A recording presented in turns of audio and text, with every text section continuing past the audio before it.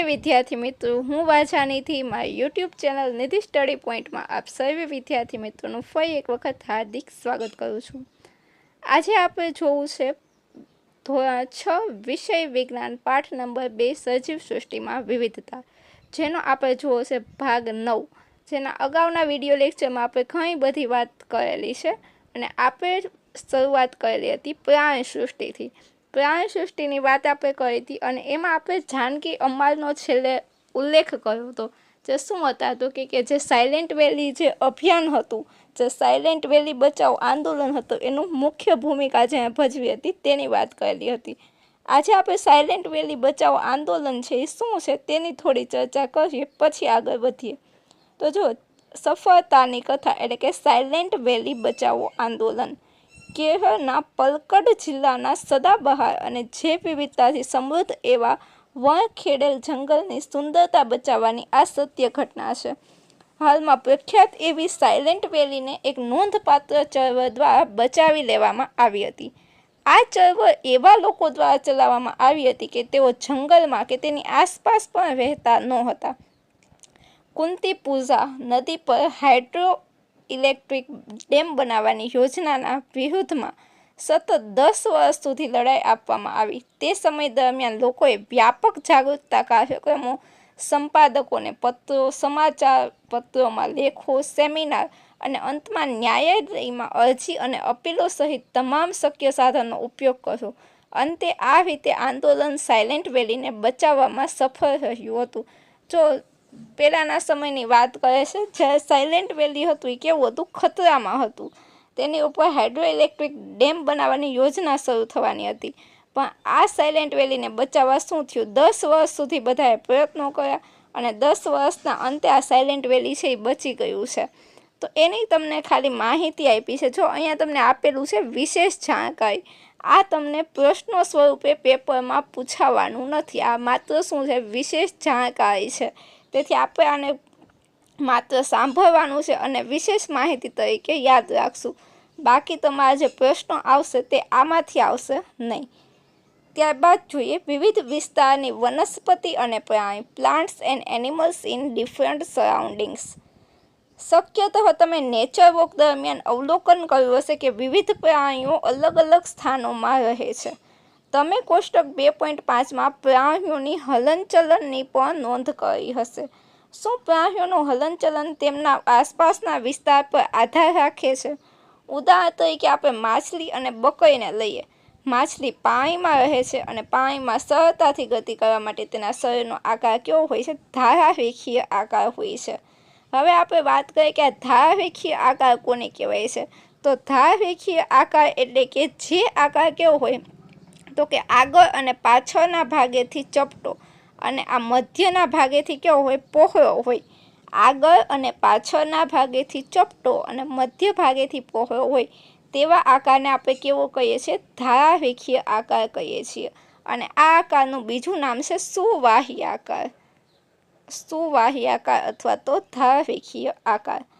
તેની પાસે મીન પક્ષો હોય છે અને તેમની માટે એનો કેવી રચના હોય છે, તો કે એની પાસે મીન પક્ષો હોય છે, જે આપણને ખબર છે માછલીમાં જે આજુબાજુમાં આવા આપણને દેખાય છે। જો અહીંયા તમને દેખાડેલા છે, જે આપણે દોરવામાં પણ દોરતા હોય એને શું કહેવાય છે, મીન પક્ષો કહેવાય છે, એની પાંખ જેવી રચના।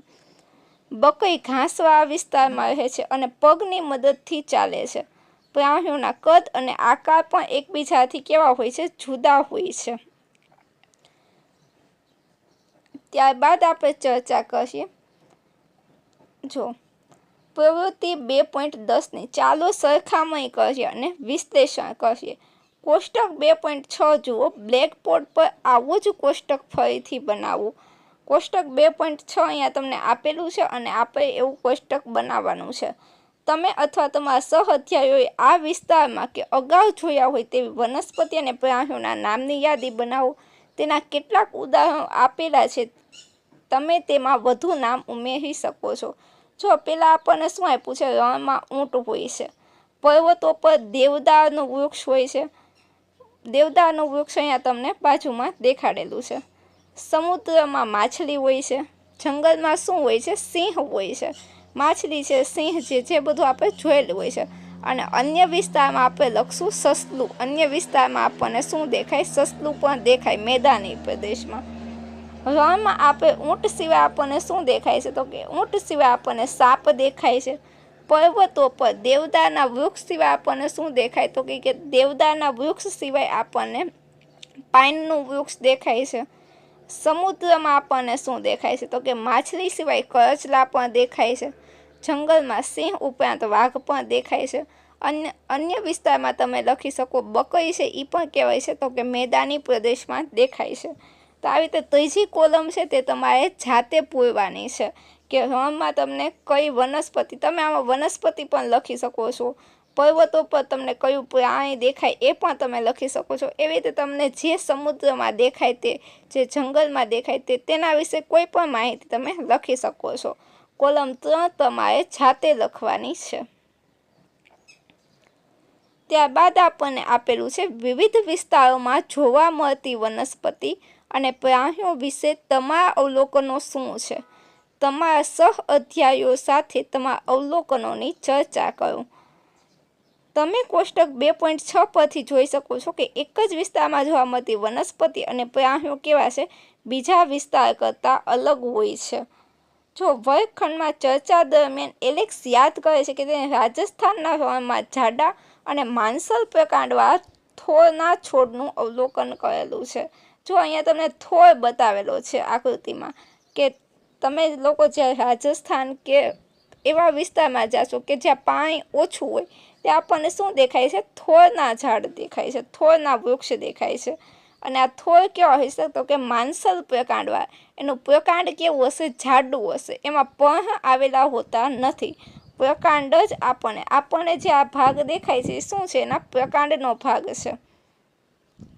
માયા જણાવે છે કે તે હિમાલય પ્રદેશના હિમાલયમાં દેવદારના વૃક્ષો જોયા છે. જો અહીંયા તમને દેવદારનું વૃક્ષ પણ બતાવેલું છે કે હિમાચલ પ્રદેશ છે, પર્વતીય પ્રદેશ છે, ત્યાં આપણને શું જોવા મળશે? દેવદારનું વૃક્ષ જોવા મળશે.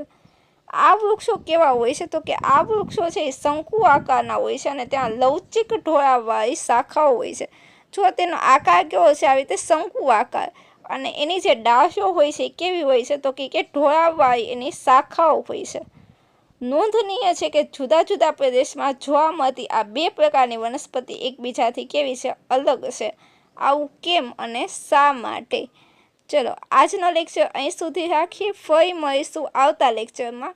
અને અહીંયા તમને પ્રશ્ન પૂછેલો છે કે બધી વનસ્પતિ એકબીજાથી અલગ દેખાય છે, આવું કેમ અને શા માટે? તો તમારે આવતા લેક્ચર સુધીમાં તેનો જવાબ છે એ વિચારીને રાખવાનો છે.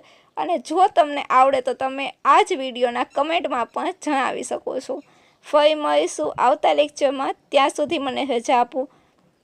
અને જો તમે ચેનલ પર નવા હોય તો ચેનલને સબસ્ક્રાઈબ કરો. જો તમને વિડીયો ગમે તો વિડીયોને લાઈક અને શેર કરો.